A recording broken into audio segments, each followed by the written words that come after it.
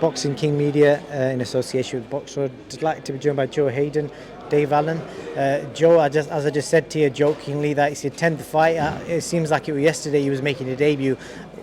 What are you doing? I'm enjoying it. I'm loving the professional boxer life, and I'm living it and loving it, and it's been great. Yeah, 10 fights in 12 months, and it's been a great experience. I'm looking forward to my 11th. Yeah. Well, as you just said there, Dave, you're the guy guiding his career. It's his 11th fight. From fight 1 to fight 10, tell us briefly what kind of improvements have you seen in him? Well, basically what happened is he had one amateur fight before I met him, and then I met him and he had 4 amateur fights, and we couldn't get a fight for him. So he had 104, boxing well, and we tried to get him a fight for this Yorkshire novice belt. He had like 4 opponents, all pulled out. I didn't want to go in straight in the senior ABAs, so I just said, look, we'll turn pro. So we did that, and to make up the lack of amateur experience, the first year as a pro, he had 10 fights, just trying to get him busy. The second year will be pretty busy again. Probably have his second year as a pro, he'll have 6. So yeah, it's just about experience really. He's got all the attributes and all the ability already. I believe he's around British title level already, but attributes and ability is not in the ring for real. So he's just slowly making improvements, and I think he's 2 years off a title fight. I think he'll be in the British title mix in maybe 3 or 4 years' time. I've done the game myself. I know how long it takes. Some people think you can come into boxing and can win a British title within 2 years of turning pro.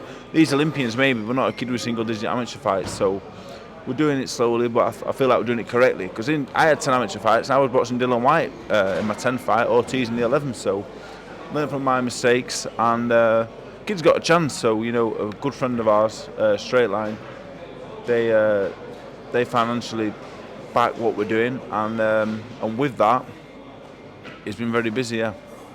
Well, he just summed it up nicely there. You're under a lot of pressure to perform for the people that are backing you, and obviously Dave, who's been singing your praises for a long time. Are you dealing with that pressure to pay back all these people?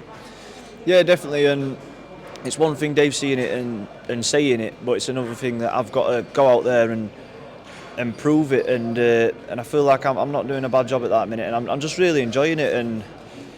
And yeah, the training, I love it. And obviously, Dave saying that gives me a big boost. It makes me think it's worthwhile, and it makes all the hard nights and all the days grafting that we do. It makes it worthwhile. Yeah, and I'm really excited, and hopefully in the future these title fights do come, and when they do, I'll be ready. You've got no opponent on BoxRec. I was just looking. Do we know who you're fighting, and is it a progress from the last 10 people he fought?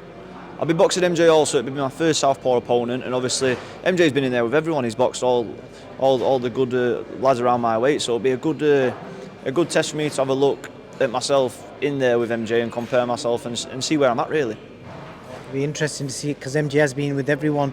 Dave, I just want to quickly ask you a couple of things on pressing matters and news in the boxing world. We saw recently there's been a bit of an uproar about what Tony Bellew has said about Joe Joyce after his loss to Zhang. In short, he's basically said that he's domestic level and he wouldn't beat Fabio Wardley right now.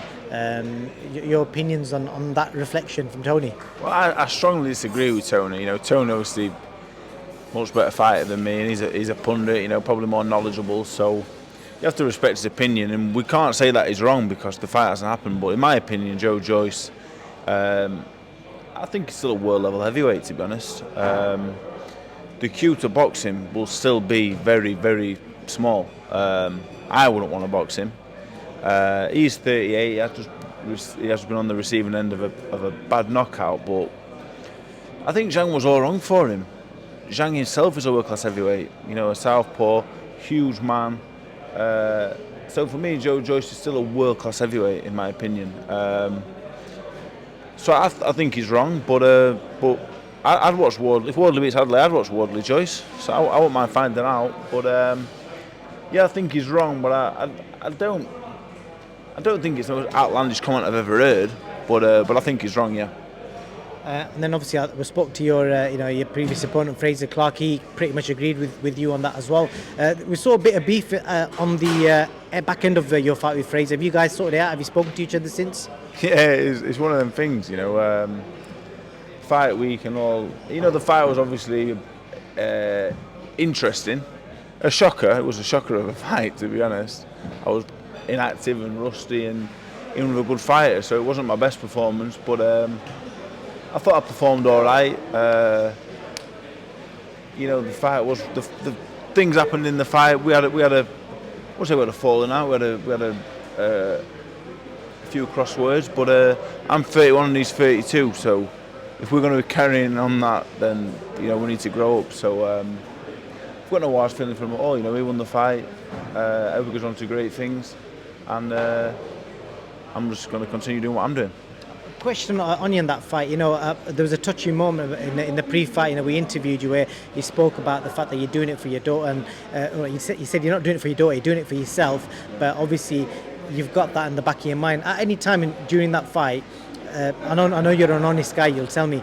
Did you think about your kids? You got another kid on the way as well. Did any of them thoughts come past your mind? Not really, no. I'm thinking I wish they stopped fucking hitting me. I thought that a few times. A few times I thought, fucking hell, she stopped punching me in bollocks. A few times I thought, fucking hell, he's big and good. So no, not really, to be honest. No,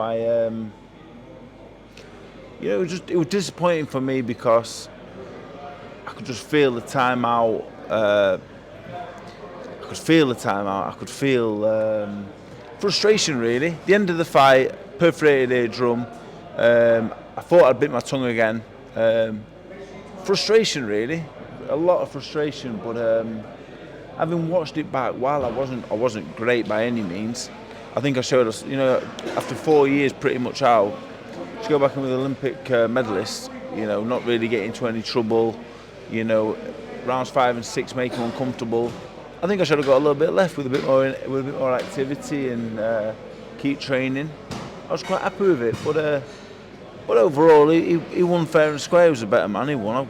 No problems at all. But in terms of thinking about my kids in there, not at all, mate. I'm too busy trying to get me out of the way. So yeah.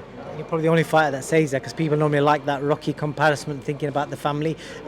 With regards to, I was going to say, mine's gone completely blank now. I'll move on. We've seen USYK Fury get signed recently. Thoughts on that? Some people are saying I'm not going to believe it till they're weighing in. What's your thoughts on it? Yeah, I'm not going to believe it till they get in the ring. Never mind weighing in. I hope it happens, but I'm not holding my breath.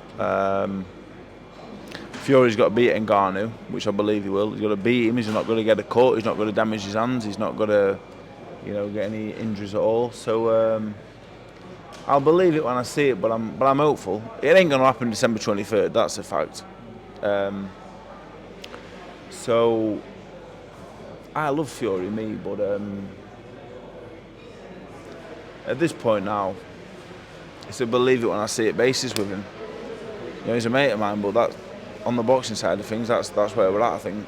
I remember what I was going to ask you. You've seen it before in the past after the losses, the amount of shit that people say online about you, or you know, I'm not going to repeat it, but you've seen it.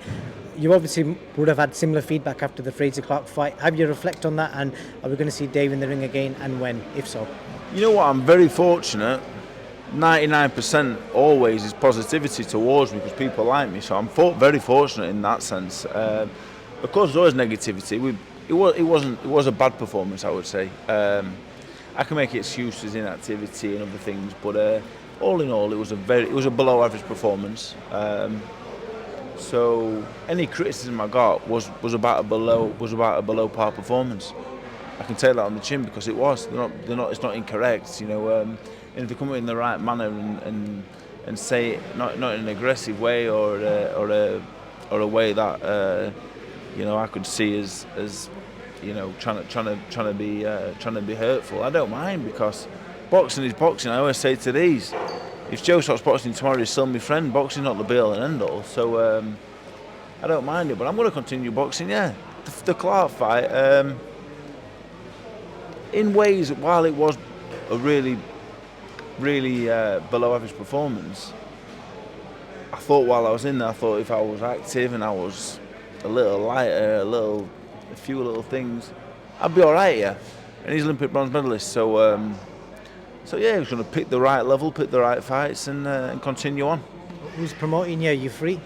Still with Fight Zone, got some time left with them, but But the fights will come with Sky or DAZN. You know, they're where the big fights are. So I guess me and Dennis, you know, we'll see what happens. I'd like to get on the big platform in the home corner.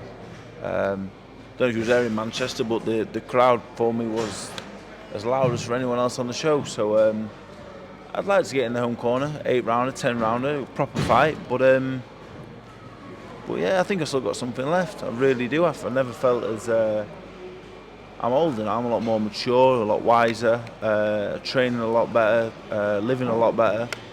And I think I've still got a few years. I've got something to give. Maybe not at the top level, but I can entertain. So I'm still ready to go.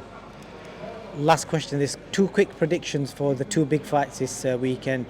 Josh Warrington versus Lee Wood, and the big fight we've got Friday night, Joe Hayden versus what's his name again? MJ Hall. Well, Warrington Wood. I think Warrington will win. I picked against Lee Wood like the last 6 times, I think, and he's won every time. But I think Warrington will be properly up for this. I think he'll roughly up. I think he'll win on points in a close one. I always pick against Lee Wood now. I've known Lee Wood from back in the day at the gym, but I'm going to go Warrington. And for Joe, just another win. All we need is to keep winning. Knock out points. Everyone wants to points, know. of course. Points. Yeah. Don't call me Mr. 40-36 for nothing. Till we get to 10-round level. That's what he is. He's a boxer. He's fit. He can box. He can move. But over time, give him 10-12 rounds in a couple of years' time, he'll grind people down. So yeah, at least the fans get their money's worth when they come to watch him, because he's going to be in there the whole time. Final words for me. Just make sure you tune in. I'm really looking forward to it. Obviously, not only my fight, but Izzy's put a good show on here, and the GBM lads have done well with this. And yeah, it's going to be a good show. Obviously, with the girls with the Commonwealth title fight, and the lads, I think the main event's going to be a really good fight. So now I'm looking forward to it. I'm there as a fighter, and then I'm there as a fan after. So it's exciting. Joe, Dave, pleasure. Thank you for your time. Thank you very much. Thank you.